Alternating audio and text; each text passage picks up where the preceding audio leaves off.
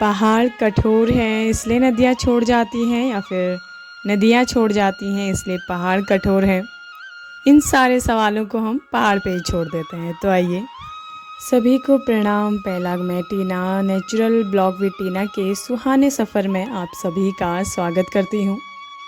तो आज हमारे ब्लॉग में मैं आपको काफ़ी सारी नई चीज़ें दिखाऊंगी जो हमारे डेली रूटीन से रिलेटेड है।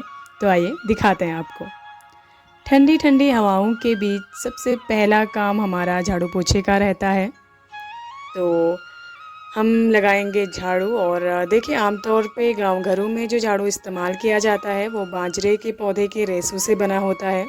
आपने सुना ही होगा बाजरे की रोटी, बाजरे की पूरी वगैरह कितनी हमारे सेहत के लिए फ़ायदेमंद होती है। तो उसी के जो पौधे के जो रेशे होते हैं उससे बने हुए झाड़ू हम गांव घरों में इस्तेमाल करते हैं। उसके बाद देते हैं हम गमलों में पानी। फिर आपको दिखाते हैं अपना किचन गार्डन। और ये थी हमारी भिंडी की सब्ज़ी, और ये हमारी लगी हुई है बैगन। सारी चीज़ें ऑर्गेनिक तरीके से लगाया जाता है। और उसके बाद ये है टमाटर के पेड़, और इसके साथ कुछ हमने कद्दू, लौकी और ककड़ी की बेलें लगा रखी हैं। और ये है अरबी की सब्ज़ी जिन्हें आप बोलते हैं, और पहाड़ी में हम बोलते हैं गडेरी की सब्ज़ी। और ये हैं कुछ शिमला मिर्च के पेड़, जिसमें काफ़ी शिमला मिर्ची भी हमारे लगे हुए हैं। और उसके बाद हम करते हैं अपना डेली रूटीन स्टार्ट।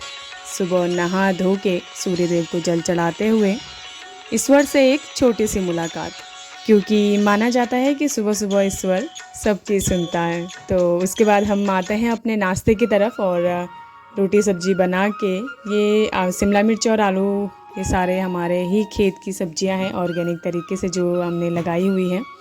उसके बाद हम जाते हैं अपने गैया को बाहर बांधने ताकि वो भी नाश्ता कर सके। और उसके बाद देखिए, मेरे पास रोटी सब्ज़ी मैंने पैक कर दी है क्योंकि मम्मी है खेत में, और हम जाएंगे खेत में क्योंकि धान की आजकल गुड़ाई चल रही है। गेहूं की खेती में हमें इतनी मेहनत नहीं करनी पड़ती जितनी धान की खेती में करनी पड़ती है। और देखिए, आमतौर पे मेरा मानना है कि इंसान को सारे ऐसे काम आने चाहिए, क्योंकि कब सिचुएशन कहाँ पे किस चीज़ में आप पीछे रह जाएं कोई नहीं जानता। देखिए, आज भी कई लोगों के दिमाग में ये बातें रहती हैं कि गांव घरों में काम करने वाली औरतें या फिर ज़्यादा पढ़ी लिखी नहीं रहती है, या फिर उनकी कोई मजबूरी रहती है। तो फॉर योर काइंड इन्फॉर्मेशन मैं आपको बता दूँ कि ना तो उनकी मजबूरी रहती है, और वो इतने पढ़े लिखे होते हैं कि अपने बच्चों का ट्यूशन तो नहीं लगाते। और अगर परिवार पे कोई मुसीबत आए तो चूड़ियों के साथ घड़ी पहन के भी वो अपने परिवार को संभाल सकते हैं, इतना अपने अंदर वो जज्बा रखते हैं। तो देखिए, हमारा काम हो गया है गुड़ाई का ख़त्म, और अब हम जाएंगे घर क्योंकि धूप भी सर पे चढ़ चुकी है।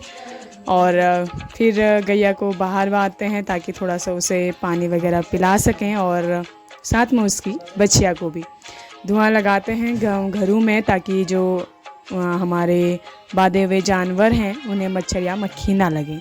भट पीस के देते हैं गैया को पानी, उसे देते हैं अंदर। उसके बाद हम करते हैं लंच। फिर हम जाते हैं शाम को गाय के लिए चारा लेने। और देखिए, ये प्रोसेस तो हमारी सुबह शाम लगी रहती है। उसके बाद यहाँ पे कुछ लकड़ियाँ इकट्ठी कर रखी थी और इन्हें हम साइड करते हैं क्योंकि इसके नीचे है दुब घास। और हिंदू धर्म में दुब घास का क्या महत्व है ये तो आप सब लोग जानते ही होंगे। गणेश जी की पूजा में भी इसका इस्तेमाल किया जाता है, और कहा जाता है कि दुब घास से जो जानवर होते हैं उनका दूध भी बढ़ता है। और चारा काटने के बाद हम करते हैं उसे एक जगह पे इकट्ठा, यानी कि उसके बनाते हैं पूले, ताकि उससे हमें ये बेनिफिट रहता है कि उसको ले जाने और संभालने में घर जो घास है उसकी बर्बादी ना हो। तो हम बनाते हैं उसके पूले, और हमारा रेडी हो जाता है एक छोटा सा घास का गट्ठर जिसे हम लेके जाते हैं घर को।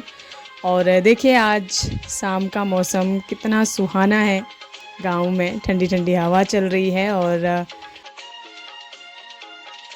उसके बाद शाम की चाय के साथ करते हैं इस ब्लॉग का समापन। और बने रहिए हमारे साथ पहाड़ों की कुछ अनदेखी तस्वीरें और अनसुनी कहानियों के लिए। कल मिलते हैं एक ऐसे ही नए ब्लॉग के साथ। Thank you.